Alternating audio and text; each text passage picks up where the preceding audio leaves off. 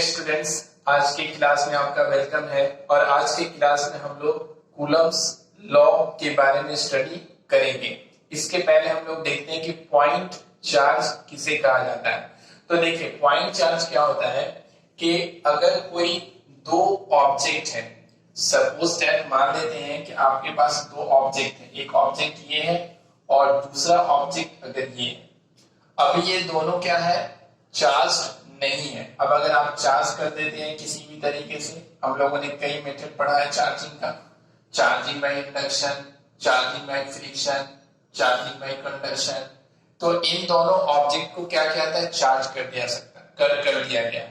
अब देखिए, अब ये जो चार्ज कर दिया गया है, तो इस चार्ज को पॉइंट चार्ज कहा जाएगा कि नहीं कहा जाएगा, कब कहा जाएगा और कब नहीं कहा जाएगा। तो देखिए, अगर कोई भी दो ऑब्जेक्ट है जो चार्ज है, यानी चार्ज किया हुआ है, और उन दोनों के बीच की दूरी, अगर उन दोनों के बीच का डिस्टेंस, या फिर ऐसे समझिए कि अगर कोई दो चार्ज ऑब्जेक्ट है और उस चार्ज ऑब्जेक्ट का अगर साइज उन दोनों ऑब्जेक्ट के बीच की डिस्टेंस के रिस्पेक्ट में अगर बहुत कम है, अगर इन दोनों का साइज दोनों के बीच के डिस्टेंस के रिस्पेक्ट में क्या है, बहुत कम है, तो इस सिचुएशन में इस पर जो चार्ज होगा उसे पॉइंट चार्ज कहेंगे। यानी कि दोनों का अगर साइज कितना है, इसका साइज इतना बड़ा है, इसका भी साइज इतना बड़ा है, और दोनों के बीच का डिस्टेंस कितना है, इतना ज्यादा है। तो यानी साइज क्या है, डिस्टेंस के रिस्पेक्ट में क्या है, बहुत बहुत कम है। तो इस सिचुएशन पर इस ऑब्जेक्ट पर जो चार्ज होगा उसे पॉइंट चार्ज कहेंगे। और अगर दोनों के बीच, अगर इन दोनों का साइज दोनों के बीच के डिस्टेंस के रिस्पेक्ट में अगर बहुत कम नहीं है, तो उस समय पॉइंट चार्ज नहीं कहा जाएगा। देखिए, अगर इसी ऑब्जेक्ट को अगर यहां पे लाके रख दिया, समझिए यहां पे लाके रख दिया आपने, तो अब देखिए इन दोनों का जो साइज है, इन दोनों के बीच के डिस्टेंस के रिस्पेक्ट में क्या है, कम नहीं है, बहुत कम नहीं है, यानी ज्यादा ही है। तो इस सिचुएशन पे अब इस पर जो चार्ज होगा उसे पॉइंट चार्ज नहीं कहा जाएगा। अब ये पॉइंट की तरह दिखाई नहीं देगा। पॉइंट की तरह कब दिखाई देगा, जब दोनों एक दूसरे से काफी दूरी पर होगा। उस सिचुएशन में दोनों का साइज क्या होगा, बहुत कम हो जाएगा। जैसे कि आप यहां से स्टार को देखते हैं, तो स्टार कैसा पॉइंट की तरह दिखाई देता है। लेकिन अगर ये कब दिखाई देता है पॉइंट की तरह, जब वो यहां से बहुत डिस्टेंस पर है। लेकिन अगर दोनों को नजदीक कर दिया जाए तो अर्थ का साइज, स्टार का साइज बहुत ज्यादा हो जाएगा। डिस्टेंस अगर कम कर दिया जाए तो उस समय दोनों पॉइंट की तरह दिखाई नहीं देगा। अगर स्टार को बहुत नजदीक लिया है तो वो पॉइंट की तरह दिखाई नहीं देगा, पॉइंट की तरह उसे हम लोग ट्रीट नहीं कर सकते। जस्ट लाइक यहाँ पर भी है, अगर ऑब्जेक्ट का साइज उन दोनों के बीच के डिस्टेंस के रिस्पेक्ट में अगर बहुत बहुत कम है, तो इस सिचुएशन पर उस पर जो चार्ज होगा उसे पॉइंट चार्ज, एक बिंदु चार्ज की तरह कहा जाएगा, एक बिंदु चार्ज कहा जाएगा उसे। तो समझ में आ गया होगा आपको पॉइंट चार्ज कब कहेंगे, पॉइंट चार्ज कब नहीं कहा जाएगा। अब देखिए, कूलम्स लॉ पढ़ना है हम लोग को, तो कूलम्स लॉ पॉइंट चार्ज के लिए वैलिड है। पहला बात तो ये याद रखना है कि कूलम्स लॉ किसके लिए वैलिड है, पॉइंट चार्ज के लिए। तो सपोज दैट दो पॉइंट चार्ज है, सपोज दैट दो पॉइंट चार्ज, एक यहां पे मान लेते हैं और एक यहां पे मान लेते हैं। इस पर चार्ज है आपका Q1 और इस पर चार्ज है आपका Q2, ठीक है। प्लस में होगा, क्योंकि प्लस में है, पॉजिटिवली चार्ज, ये भी प्लस में होगा, प्लस लिखने की जरूरत नहीं है इसलिए हटा देते हैं। सपोज दैट माइनस में भी हो सकता है, अगर इसको निगेटिवली चार्ज कर देंगे तो यहाँ पे क्या लिखना पड़ेगा, यहाँ पे अगर निगेटिवली चार्ज इसको बना दिया गया तो यहाँ पे माइनस लिखेंगे, ठीक है। तो प्लस हो या माइनस हो, हम लोग सबके लिए देख लेंगे।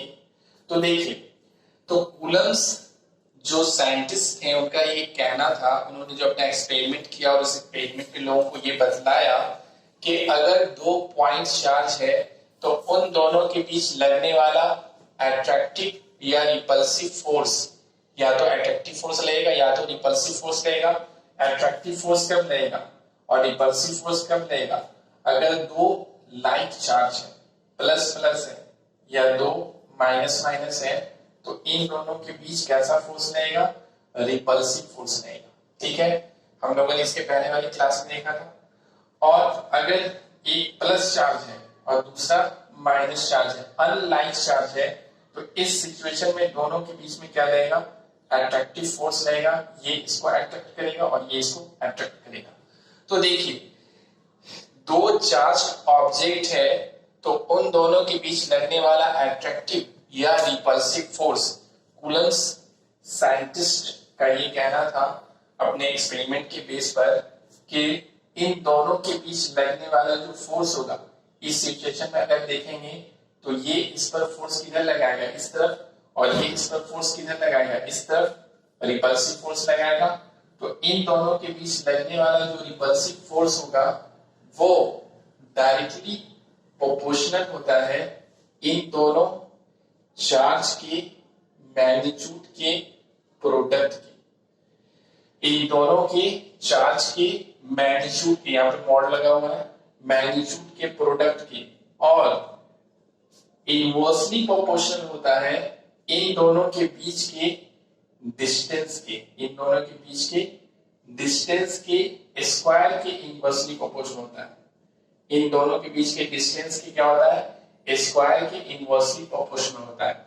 इन दोनों के बीच लगने वाला अट्रैक्टिव या रिपल्सिव फोर्स दोनों चार्ज के मैग्नीट्यूड के प्रोडक्ट के डायरेक्टली प्रोपोर्शनल और उन दोनों के बीच के डिस्टेंस के स्क्वायर के इनवर्सली प्रोपोर्शनल होता है। एक बात और याद रखना है कि इन दोनों के बीच के लगने वाला जो फोर्स होता है वो इन दोनों के बीच के मीडियम पर भी डिपेंड करता है। इन दोनों के बीच में मीडियम कैसा है, यहाँ पे एयर है कि वाटर है कि ऑयल है, क्या चीज है, उस पर भी डिपेंड करता है। इफ ऑल्सो डिपेंड्स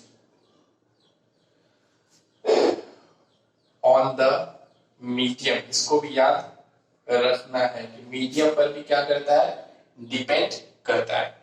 तो अब देखिए, अगर मैथमेटिकल इन दोनों को एक साथ अगर लिखा जाए तो हम लोग लिख सकते हैं क्या, कूलम्ब्स स्टेटमेंट को ये लिख सकते हैं, यानी कूलम्ब्स का स्टेटमेंट ये कहता है कि द फोर्स ऑफ अट्रैक्शन और the force of repulsion between the two charge is directly proportional to the product of their charge and inversely proportional to the square of distance between them। तो इस situation में that is जो statement होगा वो हो जाएगा हमारा F directly proportional हो जाएगा। इन दोनों को एक साथ अगर लिखा जाए तो ये हो जाएगा Q1 इंटू Q2 बाई क्या हो जाएगा, R स्क्वायर हो जाएगा। ठीक है, इन दोनों को एक साथ करके लिख दिया हमने। इसके बारे में आगे डिस्कस करेंगे फिर से। तो ये हमारा बन गया, और ये क्या है, दोनों के बीच का क्या है, डिस्टेंस है। दोनों के बीच का ये क्या है, डिस्टेंस। इसको कहेंगे फिगर ए, ये फिगर ए है। ठीक है, फिगर ए है। अब देखिए, ये तो फोर्स का मैग्नीट्यूड आपको यहां से मिल जाएगा। अब डायरेक्शन के बारे में कूलम्ब्स ने क्या कहा, तो कूलम्ब साहब ने ये कहा कि इन दोनों के बीच लगने वाले फोर्स का जो डायरेक्शन होगा, क्योंकि फोर्स क्या है, एक इस वेक्टर क्वांटिटी है, फोर्स में मैग्नीट्यूड भी होगा और डायरेक्शन भी होगा। तो इससे तो हमें मैग्नीट्यूड मिल जाएगा, डायरेक्शन यानी फोर्स जो लग रहा है उसका कितना मैग्नीट्यूड होगा वो इस फॉर्मूला से मिल जाएगा। डायरेक्शन कितना होगा, डायरेक्शन किस तरफ होगा, तो इसके बारे में उनका ये कहना था कि जो डायरेक्शन होगा फोर्स का, उन दोनों के बीच लगने वाले, उन दोनों चार्ज के बीच लगने वाला जो फोर्स है उसका जो डायरेक्शन होगा वो दोनों चार्ज को, दोनों पॉइंट चार्ज को मिलाते हुए जो लाइन होगा उसी पर होगा, समझिए, उसी के अलोंग होगा। इन दोनों को मिलाने वाली लाइन, यानी यहां से अगर हम इस तरह से मिलाएं लाइन के, तो ये दोनों प्लस प्लस है, रिपल्सिव फोर्स होगा। ये जो लाइन है यहाँ से इस तरफ से हमारा फोर्स का, यानी फोर्स जो होगा रिपल्सिव फोर्स इस तरफ लगेगा, और ये दोनों को मिलाने वाले लाइन के अलोंग होता है, तो ये इस तरफ लगेगा। ये आपको समझ में आ गया होगा। अगर माइनस होता है यहाँ पर, ये दोनों अट्रैक्ट करता है, तो फोर्स का डायरेक्शन इधर हो जाता है, इसका फोर्स का डायरेक्शन इस तरफ हो जाता है।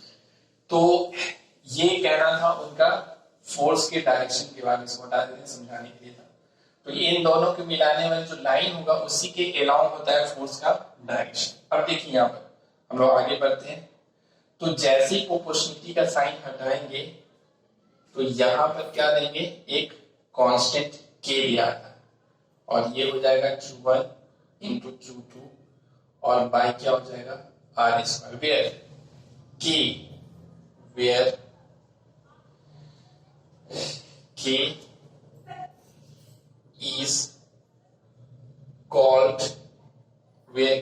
called Coulomb's constant. इसे क्या कहते हैं, कूलम्ब कांस्टेंट कहा जाता है। कूलम्ब कांस्टेंट, जहां के को क्या कहा जाता है, के एक कांस्टेंट है और इस कांस्टेंट का नाम है कूलम्ब कांस्टेंट, इसका नाम। लोग आगे बढ़ते हैं, यहां के बाद यहां देखना है।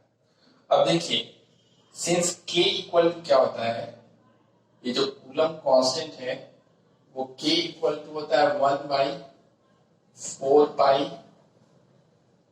एप्सिलॉन, इसको कहते हैं epsilon, 1/4 pi epsilon, where epsilon क्या है, ये ई की तरह होता है, इस तरह से लिखेंगे, इसको कहेंगे epsilon,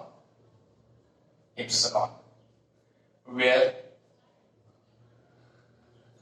epsilon is called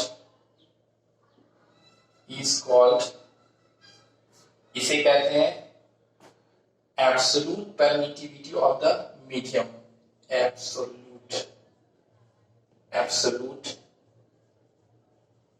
permittivity of the medium, इसे कहा जाता है absolute permittivity of the medium कहते हैं। एप्सिलॉन को कहा जाता है absolute permittivity of the medium. इसके बाद यहां से आपको देखना है, तो सिंस k इक्वल टू क्या होता है, कूलम्ब कांस्टेंट इक्वल टू होता है 1/4 पाई एप्सिलॉन होता है, एंड एप्सिलॉन इक्वल टू क्या होता है, एंड एप्सिलॉन इक्वल टू होता है एप्सिलॉन नॉट और इनटू होता है एप्सिलॉन आर होता है, ठीक है। एप्सिलॉन नॉट इनटू क्या होता है, एप्सिलॉन आर होता है, वेयर हाँ, एप्सिलॉन नॉट is called, इसे कहा जाता है permittivity of the free space, इसे कहते हैं जगह, कैसे होगा,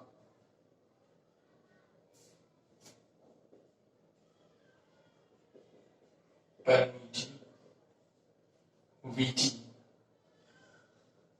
of the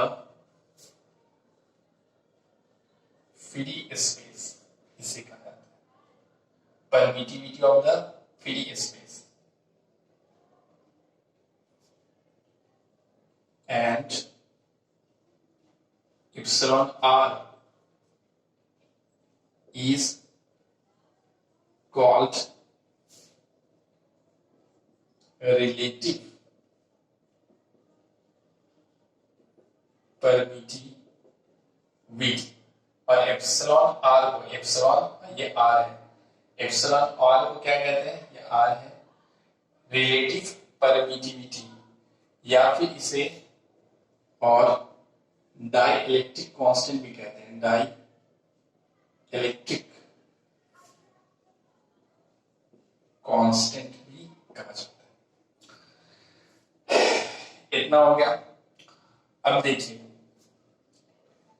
इसलिए देखिए k इक्वल टू होता है 1/4 पाई एप्सिलॉन, ठीक है, और एप्सिलॉन इक्वल टू होता है एप्सिलॉन नॉट एप्सिलॉन आर होता है। तो अगर एप्सिलॉन का वैल्यू यहाँ पे रखेंगे तो k इक्वल टू हो जाएगा 1/4 pi epsilon not epsilon r हो जाएगा। तो यहाँ से लिख सकते हैं, इसलिए k इक्वल टू क्या हो जाएगा, कूलम्ब कांस्टेंट इक्वल टू हो जाएगा 1/4 4 pi epsilon not epsilon r हो जाएगा। मल्टीपल का यहाँ पे साइन हटा दिया है, मल्टीप्लाई का। तो देखिए अगर इसको इक्वेशन फर्स्ट मान लेते हैं तो लिखेंगे from equation first. Equation first से क्या लिख सकते हैं, लिख सकते हैं F equal to K, F equal to K, F equal to K Q1 Q2 by R square, K Q1 Q2 by K1 Q2 by R square. और यहां पे K इक्वल टू क्या लिख सकते हैं, 1 by 4 pi, 1 by 4 pi epsilon not epsilon R, और ये हो जाएगा Q1 इंटू Q2 और बाई क्या हो जाएगा R स्क्वायर हो गया। ये जो हमारा फॉर्मूला बना, ये फॉर्मूला क्या है, जनरल फॉर्मूला है फॉर एनी मीडियम। किसी भी मीडियम, कोई भी मीडियम अगर इन दोनों के बीच में है तो आप इस फॉर्मूला को लगा करके प्रॉब्लम बना सकते हैं। आगे लिखेंगे फॉर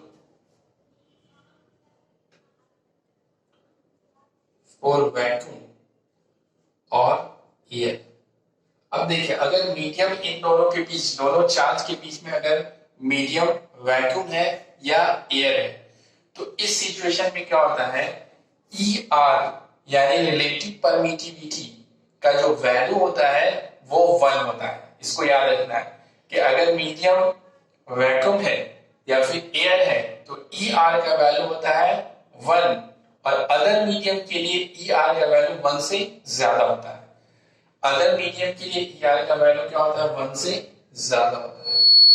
तो यहाँ पे लिखेंगे ई आर का वैल्यू क्या होता है, 1 होता है अगर मीडियम क्या है, वैक्यूम है या फिर एयर है चार्ज के बीच का। तो इस सिचुएशन में हमारा जो फॉर्मूला हो जाएगा वो हो जाएगा F इक्वल टू क्या हो जाएगा, यहां से हम लोग लिख सकते हैं K, ये हो जाएगा Q1 इंटू Q2 और बाई क्या हो जाएगा R स्क्वायर इक्वल टू, यहां पर हम लिखेंगे 1 बाई 4 पाई और यहां से लिखेंगे एप्सिलॉन नॉट, और एप्सिलॉन आर की जगह यहाँ पे क्या रखेंगे, 1 रखेंगे। अगर 1 को यहाँ पे रखा जाए और इन तीनों से इसको 1 को मल्टीप्लाई किया जाए तो फिर क्या मिलेगा, इतना ही मिलेगा। इसलिए यहाँ पर 1 लिख नहीं रहे हैं, क्योंकि 1 अगर लिख भी दें तो 1 से कोई फर्क पड़ने वाला नहीं है। तो ये हो जाएगा हमारे यहाँ से Q1 और इंटू हो जाएगा Q2 और बाई क्या हो जाएगा R स्क्वायर हो जाएगा। तो ये हम लोगों का मिल गया फॉर्मूला। इस फॉर्मूला का यूज कब किया जाएगा, कि जब दोनों के बीच का मीडियम क्या होना चाहिए, एयर होना चाहिए या फिर वैक्यूम होना चाहिए। तो ये वाला फॉर्मूला हम लोग क्या करेंगे, उस समय कूलम्स का ये वाला फॉर्मूला लगाएंगे। और अदर मीडियम के लिए ये वाला formula F equal to K Q1 Q2 by R square, जहां K इक्वल टू क्या होगा उस समय 1 by 4 pi epsilon not epsilon R होगा। और अगर वैक्यूम और एयर है तो K इक्वल टू क्या होगा 1 बाई 4 पाई एप्सिलॉन नॉट होगा।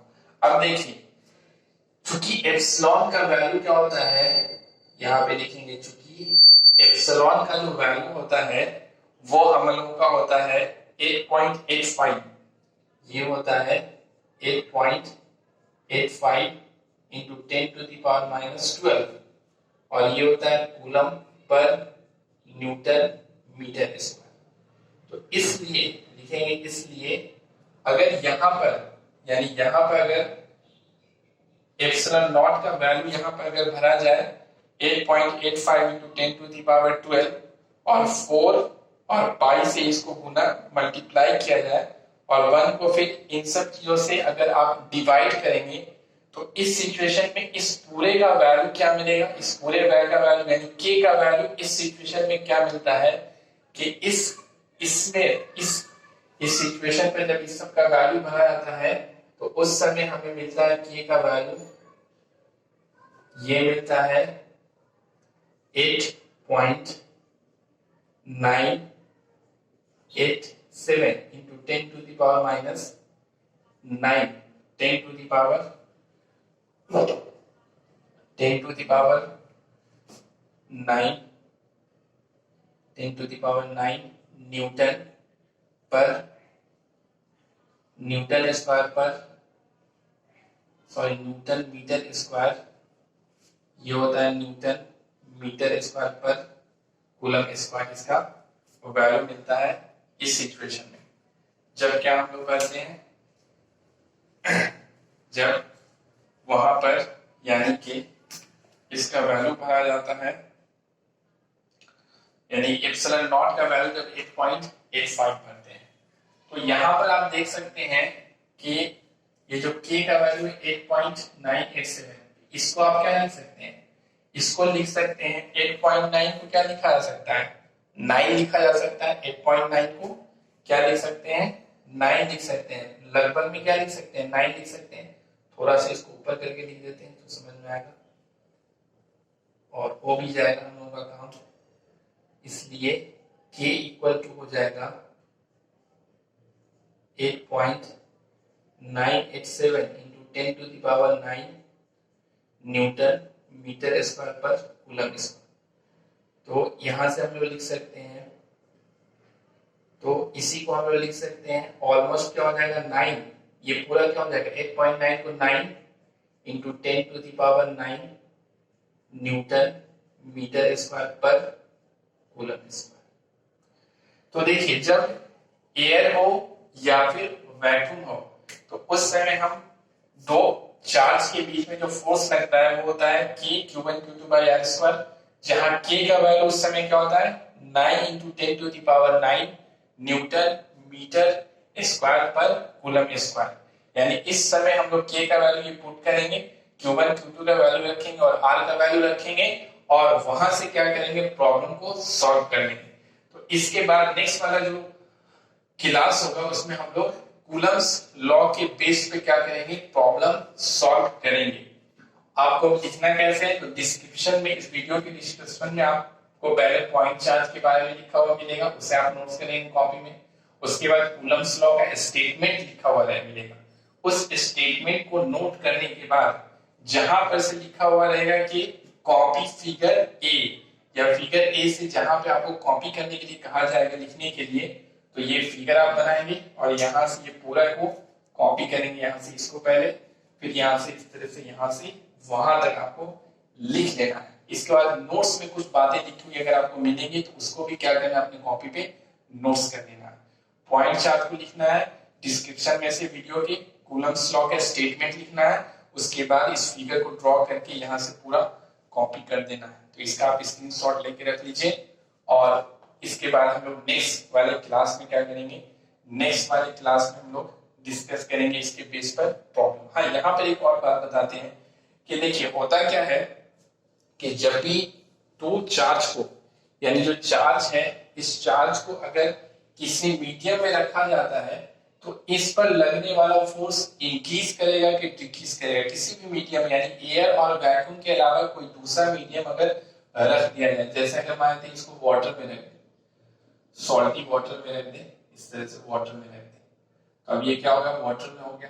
तो इस सिचुएशन में फोर्स, इन दोनों के बीच लगने वाला फोर्स जो एयर में लग रहा था उसके रिस्पेक्ट में अब फोर्स इंक्रीज करेगा कि डिक्रीज करेगा। तो यहाँ पे देखिए, यहाँ पे क्या है, ई आर का वैल्यू जब भी कोई दूसरा मीडियम होता है, यानी कि एयर और वैक्यूम के अलावा जब भी कोई दूसरा मीडियम होगा, एयर और वैक्यूम के लिए ई आर का वैल्यू कितना होगा, 1 होगा, और दूसरे मीडियम के लिए इसका वैल्यू क्या होता है, 1 से ज्यादा होता है। तो ये अगर 1 से ज्यादा होगा, ये अगर बढ़ेगा, इंक्रीज करेगा, तो फोर्स क्या करेगा, डिक्रीज करेगा, क्योंकि इनवर्सली है ये दोनों। समझे, अगर ई आर यानी रिलेटिव परमिटिविटी का वैल्यू अगर इंक्रीज करेगा तो एफ का वैल्यू क्या करेगा, डिक्रीज करेगा। तो याद ये रखना है कि एयर और वैक्यूम के अलावा किसी भी दूसरे मीडियम में जब चार्ज को रखा जाता है तो इस सिचुएशन में उन दोनों के बीच लगने वाला फोर्स डिक्रीज करता है, उन दोनों के बीच लगने वाला फोर्स डिक्रीज करेगा। और कितने टाइम से डिक्रीज करेगा, ई आर टाइम्स, यानी जो रिलेटिव परमिटिविटी या डाइलेक्ट्रिक कांस्टेंट के टाइम से जितना वैल्यू दिया रहेगा इसका, उसके हिसाब से डिक्रीज करेगा। अदर मीडियम में जो फोर्स क्या है दोनों के बीच लगने वाला, अट्रैक्टिव फोर्स हो या रिपल्सिव फोर्स हो, ये दोनों फोर्स क्या होता है, डिक्रीज करता है। इसको याद रखना है। क्योंकि मीडियम, जो भी कोई दूसरा मीडियम कुछ नहीं खाली है, तो ज्यादा फोर्स लगेगा, कोई मीडियम रख देंगे तो फोर्स क्या हो जाता है, डिक्रीज कर देता है। समझे? क्योंकि वो मीडियम का जो चार्ज होता है, यानी ऐसा क्यों होता है, तो उस मीडियम का जो चार्ज होता है, उस मीडियम, यानी कोई भी मीडियम है तो वो एटम्स का बना हुआ होगा, और एटम्स में क्या होता है, प्रोटॉन इलेक्ट्रॉन होता है।